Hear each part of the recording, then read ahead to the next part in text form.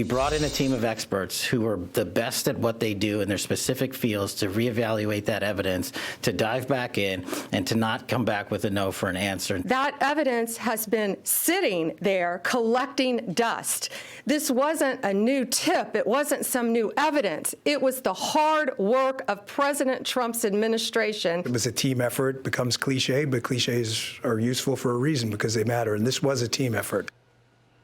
Authorities say they have their man. They arrested the man they believe is behind the pipe bombing, planting those pipe bombs. This is a picture just released of Brian J. Cole Jr., a man now in custody. And he is, according to authorities, the person behind placing those pipe bombs. Again, they didn't go off right before January 6th, but it has been a long time searching for this man, and they talked about it today. We're going to start there with our panel. Fox News contributor Ben Domenech, host of the Big Ben podcast, Leslie Marshall, Fox News contributor, and Byron York, also a Fox News contributor. Ben, your thoughts on this, and after hearing that news conference with the FBI director and the Attorney General, and how this all came about. Well, first off, I just want to say I think that this is one of the examples of what is so important to restore faith in the FBI, in the Department of Justice, and in our entities that we all want to have faith in, to be able to pursue leads and to find the answers to cases that, quite frankly, have spawned a million different conspiracy theories over the past several years. And finding a definitive answer here, I think, is very important. We'll obviously see the way that this case plays out, but it certainly seems to go against the idea that this was part of some grand overall conspiracy or something of that nature. And I think that we're going to find, more facts related to this individual in the days ahead. And I am glad that this administration continued to pursue this case as opposed to having it languish and continue to foster a lot of people coming up with crazy ideas about where it came from. Yeah, and it was, according to the FBI director, the deputy FBI director, the Attorney General, it was kind of hard-nosed investigations. In fact, the FBI director, Kash Patel, is going to be on Fox News at night. We have a preview of, as he's talking about the evidence. We looked at 3 million lines of evidence. We went back and looked at the cell phone tower data dumps. We went back and looked at the providers and what information they provided pursuant to search warrants at the time, and asked questions such as why weren't all the phone numbers scrubbed and why weren't they connected and why wasn't there any geolocational data done?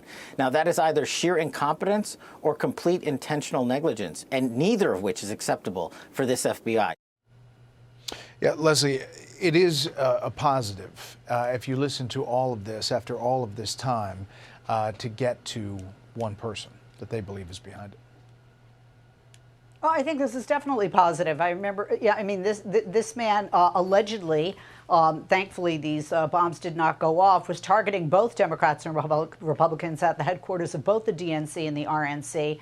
I know everybody wants to get their grassy knoll rugs ready, for conspiracy theories like, why wasn't this done before? But, one of the things that I've learned being a true crime junkie is that when you have a new set of eyes, when you have cold cases that sit on the shelf for 10, 20 years, sometimes you can find things, and they have done that, and there is a victory lap. But here's the problem. Some people say that victory lap is not just because it's 5 years in the making falling short, but you have approximately 1,500 pardons that don't make this for some people as strong. And there are people out there, not just conspiracy theorists, asking, will this guy be pardoned too? Will this guy be pardoned next? So that is certainly something that's a concern for many Americans. Yeah, Byron, New York Post, January 6th pipe bomb suspects started building devices in 2019, according to the feds. Brian Cole Jr. of Woodbridge, Virginia, was charged with one count of transporting explosives across state lines with intent to kill, injure, and cause damage. One count of attempted malicious destruction, with authorities saying more charges possible. Neighbors in the suburban cul-de-sac described a young man who shunned most human interaction and doted on a pet chihuahua.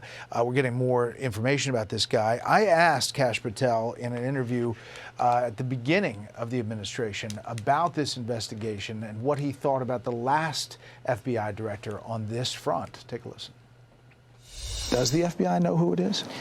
The FBI, under me and Dan Bongino's leadership, has reestablished that investigations of great public importance that almost blew up the DNC and RNC in Washington, D.C., an area in which then Vice President Harris was in the vicinity of, is something that needs to be answered. And we learned that FBI leadership in the prior administration slow-rolled and basically shut that investigation off. So we turned it on. That's, and that's what they're saying today, is that the past administration kind of let it go. Well, there's a lot more I want to know about this. I mean, we want to know more about this guy. We want to know more about the motive. I mean, did this just happen on the night of January the 5th, right before this enormous Capitol riot on January the 6th? Is there any connection there? What was he doing before this? Who were his people he was around? And if indeed the previous administration didn't have a lot of interest in finding this, well, why was that? Because if you remember, the January 6th investigation was the biggest thing the Justice Department has ever done in its history. So I'm not suggesting there is any conspiracy behind here, but there's a lot of questions that people are going to want answered, and they won't be satisfied with just saying, well, we've got the man, it's all over.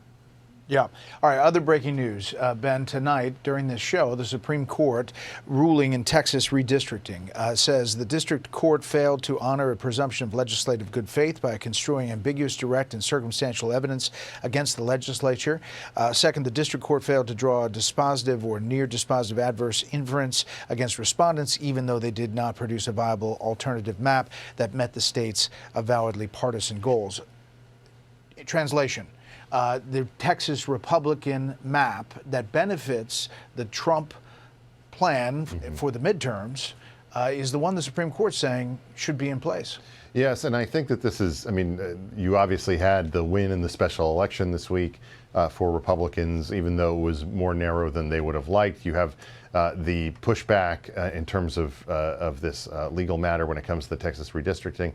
I think Republicans are actually feeling a little bit better going into these next midterms than we might have expected at this point, just given everything that we've seen.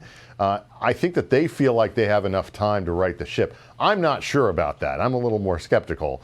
But I do think that there is an attitude shift on Capitol Hill that is more positive for the GOP in terms of holding things together and perhaps bucking historical trends when it comes to this next midterm, as opposed to where it was even a few weeks ago. Yeah, and Leslie, the Justice Elena Kagan wrote the dissent here. There is going to be this battle on redistricting, but as we saw in Chad Pergram's piece, most of the resignations are happening on the Republican side, which usually is not a great sign ahead of a midterm. But to Ben's point, there could be a turn here depending on what the environment looks like. Well, I think Ben is skeptical because he read the polling market odds today, 80% chance of Democrats taking over the House in the midterms. Look, with I don't Texas, trust part of the Polymarket, problem Leslie. is... I don't trust Polymarket. Don't put that on me. So in the state of Texas, one of the problems that Texas has is when you look at the redistricting and what they are really banking on in some areas is the Latino support that Republicans and specifically the Trump administration gained, and almost all those gains, especially because of the economy and immigration, they've lost. So this may actually backfire. Now, I'm in California, and I'm already saying what's going to happen here.